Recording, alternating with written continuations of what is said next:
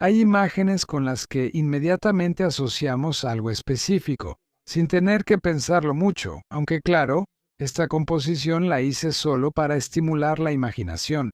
Desde la pintura de la batalla en el bosque de Teutoburgo, que tuvo lugar después de Cristo, hasta los acontecimientos más recientes que también han conmovido al mundo alemán. A estas imágenes, en mi opinión, también pertenece la foto que aparece en todas las publicaciones internacionales y nacionales del general Weiling, supuestamente tomada el 2 de mayo, cuando sale del búnker del Führer para caer en cautiverio soviético como prisionero de guerra tras la capitulación de Berlín.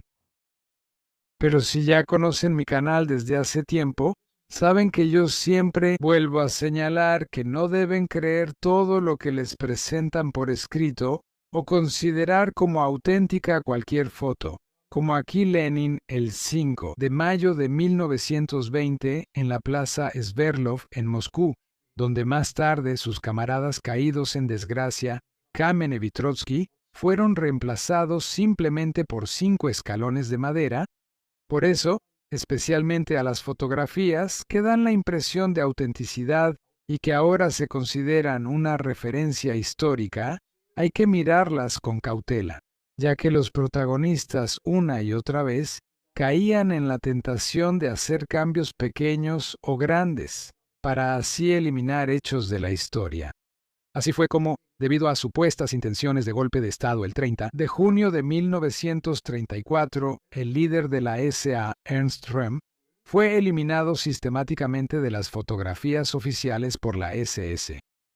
O la que no fue tomada el 2 de mayo, sino el 4, la imagen recreada el 4 de mayo de la tela roja colgada en la esquina del Reichstag y fotografiada por Yevgeny Kardai, que al principio incluso se mostró con un símbolo soviético retocado al revés. O la víctima alemana del terror de las purgas estalinistas, el segundo presidente de la Liga de Combatientes del Frente Rojo, Willy Leow, aquí con Ernst Thälmann.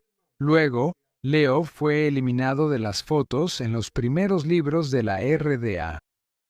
Pero no solo hay numerosas imágenes históricas con retoques, sino también algunas con leyendas incorrectas. Así que esta imagen lleva una leyenda incorrecta traducida del inglés al alemán. El comandante de las guarniciones de Berlín, el general Helmut Weidling, sale del búnker de la Cancillería del Reich para firmar la rendición formal de la ciudad ante el Ejército Rojo.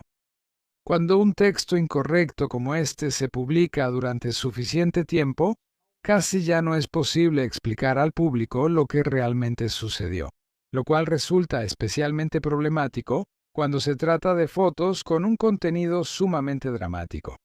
Ese no es el caso de la imagen que mencioné, la cual coloqué bajo el título General Weidling y la imagen del búnker del Führer. Pero esto debe servir una vez más para demostrar que no se debe confiar en la frase de Goethe que dice, lo que uno tiene por escrito puede llevárselo tranquilamente a casa. Esto demuestra aún más que no se puede confiar en la palabra de Goethe que dice que lo que tienes por escrito puedes llevártelo tranquilamente a casa.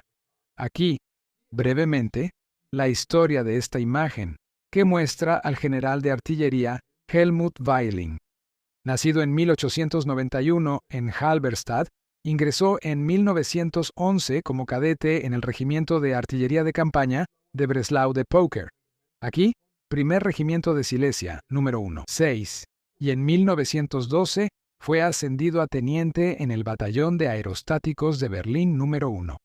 Los aerostáticos de campaña o de fortaleza eran unidades de reconocimiento militar que, con globos cautivos tripulados, realizaban la observación del campo de batalla y de la artillería. Al comienzo de la Primera Guerra Mundial, Weidling fue inicialmente observador de globos en la sección de aerostáticos de campaña, uno con la que vivió varias batallas en el frente occidental. Sin embargo, después de ser transferido a principios de diciembre al comando escolar de la inspección de las tropas aerostáticas, comenzó su carrera como auténtico tripulante de dirigibles. Después de formarse como comandante de dirigible, sirvió como oficial de guardia en varios cepelines y más tarde asumió el mando como comandante del LZ-97 y el LZ-113. Tras la suspensión de la navegación aérea del ejército, en la primavera de 1917, en mayo, fue asignado al Estado Mayor del general comandante de las Fuerzas Aéreas, el llamado Kogen-Luft, el teniente general Ernst von Höppner. A principios de julio de 1917, fue transferido allí. Weidling estuvo entonces desde el 1 de abril de 1918 en la unidad de Globos 103, participando en los combates de posiciones en Flandes francés. En julio de 1918, fue transferido nuevamente al Comando Aéreo, donde también vivió el final de la Primera Guerra Mundial. Fue condecorado con ambas clases de la Cruz de Hierro, la Cruz de Caballero de la Real Orden de la Casa de Hohenzollern, con espadas, así como la Cruz Hanseática de Lübeck, la Cruz al Mérito Militar Austriaca de tercera clase, con la decoración de guerra, y la del 1 de enero, la insignia conmemorativa para la tripulación de los dirigibles, instituida el 1 de agosto de 1920 por el ministro de la Reichswehr, Otto Gessler, que sin embargo, debido a las finanzas estatales limitadas, los berlineses tuvieron que pedir y pagar por su cuenta. Después de la participación militar de Weidling, del lado de las tropas gubernamentales, durante los disturbios revolucionarios en Berlín, en marzo de 1919, fue incorporado a la Reichswehr provisional y el 1 de 1921, julio de 1922, fue nombrado capitán en el 4º Regimiento de Artillería de Sajonia. El 16 de septiembre de 1924 se casó en Hinrichshagen, cerca de Neustrelitz, con Margaret Winkelmann, 9 años menor que él. El 11 de junio de 1925, cuando Weidling ya estaba en la Escuela de Artillería de Jüterbog, allí nació su hijo Hans Harald. El 24 de diciembre de 1931 nació su hija Gisela en Königsberg, a donde Weidling fue destinado en octubre de 1931 al Regimiento de Artillería número 1 de la 1 División de Infantería. En febrero de 1933 asumió el mando del 2º Batallón del regimiento. Después de que completó los siguientes servicios de tropa y de Estado Mayor requeridos para un oficial de artillería en activo, el 1 de septiembre de 1935 fue ascendido a teniente coronel y el 1 de marzo de 1938 a coronel. El 10 de noviembre fue nombrado comandante del Regimiento de Artillería 56 en el cuartel du Amor en Hamburgo-Wandsbek, con el que también participó en la campaña de Polonia. Después de otros cargos de mayor rango, fue nombrado comandante de la 86ª, el 1 de enero de 1942, División de Infantería, en la que el 1 de febrero de 1942 fue ascendido a general de división y el 1 de enero de 1943 fue ascendido a teniente general. Por los éxitos defensivos de su unidad durante las batallas, Scheff fue condecorado el 15 de enero de 1943 con la Cruz de Caballero. Cruz de Caballero desde enero de 1942 hasta marzo de 1943, combate constante en la zona. La ciudad situada a 180 kilómetros al oeste de Moscú, que los historiadores militares suelen llamar piedra angular y rompeolas del frente oriental. Se cuentan entre los más sangrientos de la guerra germano-soviética. Según fuentes soviéticas, el número de sus caídos fue de entre 362.554 y 433.000, así como 768.233 heridos. Del lado alemán hubo 162.713 muertos, 470.000 heridos y 35.650 desaparecidos. El 2 de octubre de 1943, el teniente general Weidling fue encargado del mando del 41. Cuerpo Panzer, el 1. En enero de 1944 fue ascendido a general de artillería. En ese momento, su cuerpo estaba desplegado en los duros combates defensivos entre Pripyat y el Beresina, en el flanco sur del 9º Ejército, donde Weidling fue condecorado por sus méritos el 22 de febrero del 44 con las hojas de roble para la Cruz de Caballero. Pero luego, entre el 22 de junio y el 20 de agosto, durante la gran ofensiva soviética Bagration, en la que el grupo de ejército centro fue destruido, también estuvo la 41 Cuerpo Panzer, que fue destruido durante su retirada casi en fuga hacia Minsk, en la zona de Titovka y Cherven. Después de la breve transferencia de Weitling a la reserva del Führer del alto mando del ejército, el día 20, en julio del 44, casi un mes después, el 15 de agosto, fue nombrado general comandante a partir del 13 de agosto del recién formado 41 Cuerpo Panzer en el distrito militar de Salzburgo. El 28 de noviembre de 1944 le fue otorgada la hojas de roble con espadas para la Cruz de Caballero de la Cruz de Hierro. Después de combates muy duros del 41, el 41 Cuerpo Panzer, entre otros también en Königsberg, en Prusia Oriental, y las retiradas asociadas Weitling, estaba el 10 de abril del 45, volvió a ser asignado a la reserva de mandos de Lokah. Pero ahora el destino dio un giro, uno que determinaría el resto de su vida, porque el 12 de abril fue nombrado general comandante del ejército, que había sido destruido en enero del 45 en el Vístula, y el 7 de marzo se reorganizó el 56. Cuerpo Panzer, que estaba destinado a perecer en Berlín. En realidad, también Weitling había comprendido lo inútil que era continuar los combates y había abogado por abandonar Berlín, romper hacia el oeste con todas las unidades y unirse al grupo de ejércitos Vístula, que también se movía hacia el oeste. Sin embargo, no pudo imponerse ante el brigadier de las SS y general de división de las Waffen-SS, Wilhelm Mohnke, quien en la noche del 22 al 23 de abril del 45 fue designado por Hitler como comandante de las fuerzas de defensa del distrito gubernamental, con una fuerza de 9 batallones en medio de una gran confusión. Weitling, el mismo, el 23 de abril, alrededor de las 16 horas, recibió la orden de Hitler de trasladar inmediatamente su cuerpo blindado a Berlín y asumir allí la defensa. Luego, en la mañana del 24, asumió su cargo en la mañana del 24 en el edificio del Estado Mayor del Distrito Militar 3 de Berlín en Hohenzollern-Damm, que hoy se utiliza como edificio universitario. Sin embargo, después del 26, como este complejo de edificios fue sometido a un intenso fuego de artillería soviética, trasladó su puesto de mando al búnker del bloque Wendler, que albergaba parte del alto mando del ejército. Sobre los combates finales en la capital del Reich, Berlín, tengo este video. Después, el martes 1 de mayo, también los soldados alemanes se enteraron por rumores de que Hitler había muerto. En las primeras horas de la mañana, los combates se habían calmado temporalmente, pero esto también se debió, del lado soviético, a las celebraciones del 1 de mayo.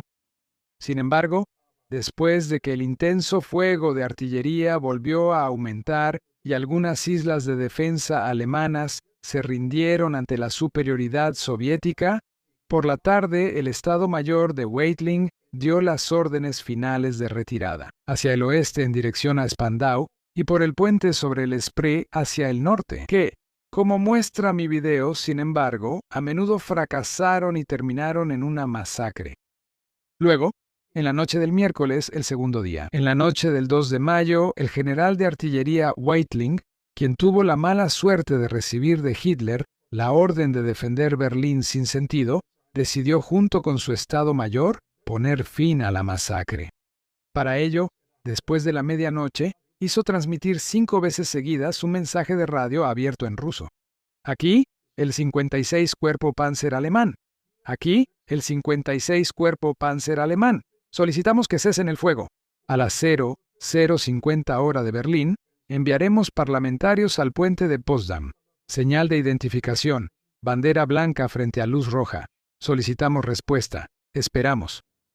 Sin embargo, ya un día antes, el 1 de mayo, alrededor de las 0:50 de la noche, el nuevo jefe del Estado Mayor alemán, el teniente general Hans Krebs, quien hablaba bien ruso, se reunió con el comandante del octavo ejército soviético, del ejército de la Guardia, el coronel general Vasily Chuikov, en su puesto de mando, el comedor de una vivienda en la planta baja en Schulenburg-Ring, en Berlín-Tempelhof.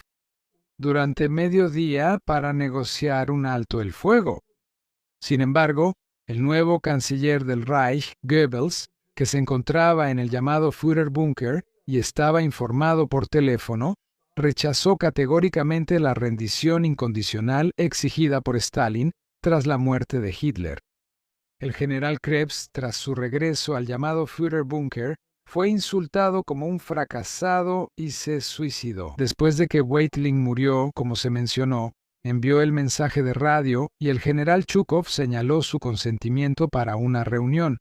Weitling fue personalmente a las escuelas Schulenburg, Ring 2 en Berlín-Tempelhof, donde sus negociaciones para el cese de los combates continuaron hasta las 8:23.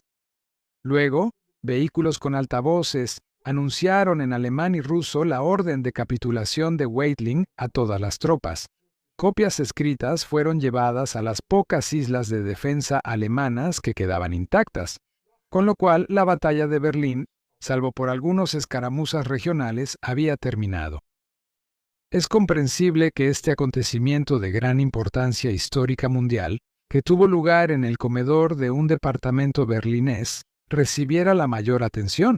Por eso, no pasó mucho tiempo antes de que primero publicaciones internacionales y luego nacionales publicaran esta imagen.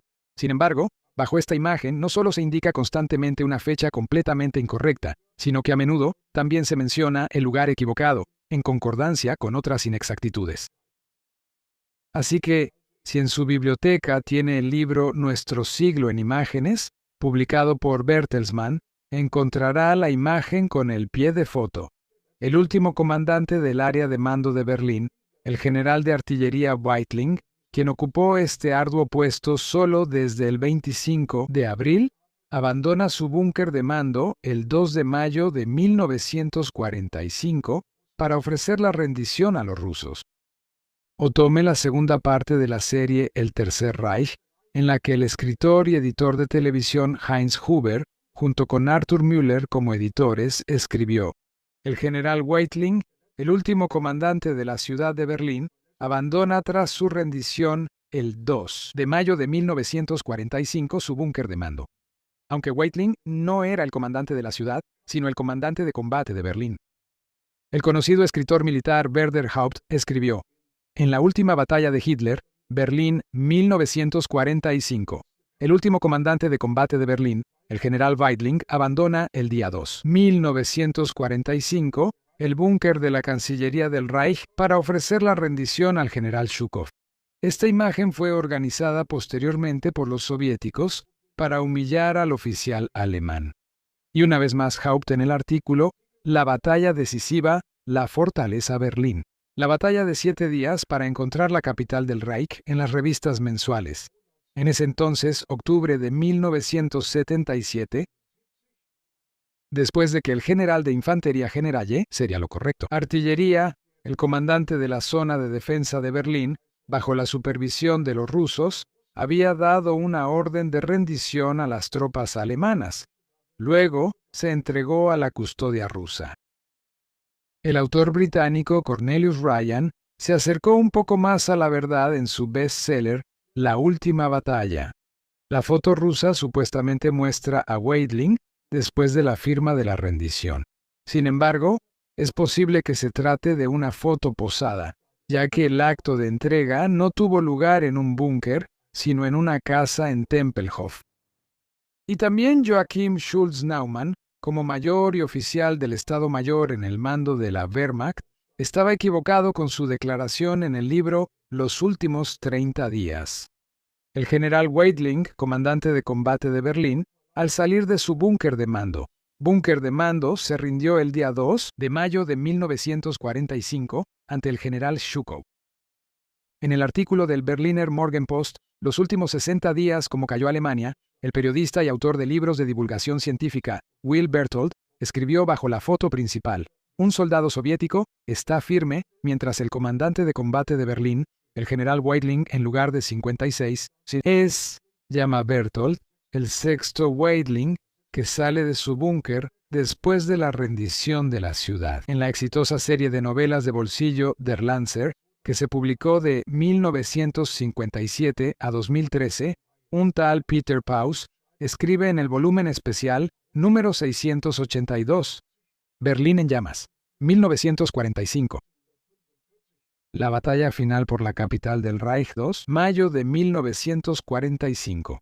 El general Weitling sale del búnker de la Cancillería del Reich para ofrecer la rendición de Berlín. Y el exoficial profesional británico y último gobernador militar de la llamada prisión de criminales de guerra de Spandau, Tony Letizier, escribe en La batalla de Berlín, 1945, de las alturas de Seelow a la Cancillería del Reich. El general Helmut Weitling sale del búnker de la Cancillería del Reich. 2 mayo de 1945. Mientras que Christian Sentner, junto con el periodista Friedemann Bedürftig, editor de la gran enciclopedia de la Segunda Guerra Mundial, ni siquiera se comprometió cuando se trató de tiempo y lugar. Berlín. El general Helmut Weitling sale del búnker de mando después de la firma de la capitulación. Sin embargo, con esto, excepto Cornelius Ryan, todos los demás autores tienen al menos un error grave en sus textos. Porque, como se mencionó, las negociaciones decisivas tuvieron lugar en la madrugada del día 2 de mayo en el puesto de mando del general Zhukov, en un departamento en la planta baja de la casa Schulenburg-Ringen, número 2 en Berlín-Tempelhof. Después de eso, el general Weitling y su Estado Mayor quedaron en bancarrota. Fueron hechos prisioneros de guerra soviéticos. 4.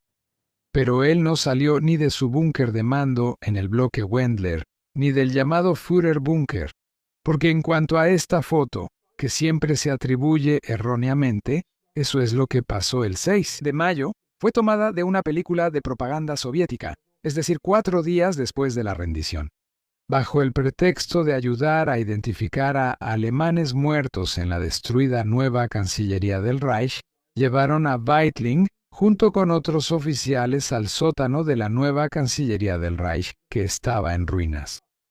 Cuando luego salió de ese sótano por una salida de emergencia cubierta, es decir, una rampa de carga hacia una sala de suministros, en dirección a la calle Bosch, los camarógrafos soviéticos ya estaban listos para capturar la histórica imagen en celuloide. Más tarde, Weitling y su Estado Mayor fueron filmados para la película de propaganda en otros lugares del centro de Berlín.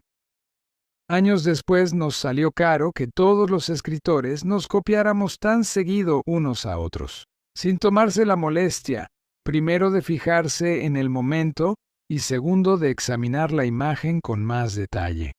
Porque entonces les habría quedado claro que en las primeras horas del 2 de mayo de 1945 aún no habían llegado soldados soviéticos hasta la Cancillería del Reich. Y tendrían que haberse preguntado qué es esa rampa, junto a la cual también se puede ver el resto de un automóvil. De todos modos, el general Weitling y su acompañante estaban aproximadamente en el punto verde o la flecha roja, saliendo de una habitación del sótano de la nueva Cancillería del Reich hacia la calle Boschstrasse, donde luego fueron filmados. Con esto se puede determinar que todas las firmas bajo la foto de Weitling son claramente falsas, lo cual no habla muy bien de los autores. Y quien busca en Internet todavía hoy encuentra esta imagen de una agencia de prensa creada para ganar dinero, con un texto completamente erróneo que contiene 5 grandes errores.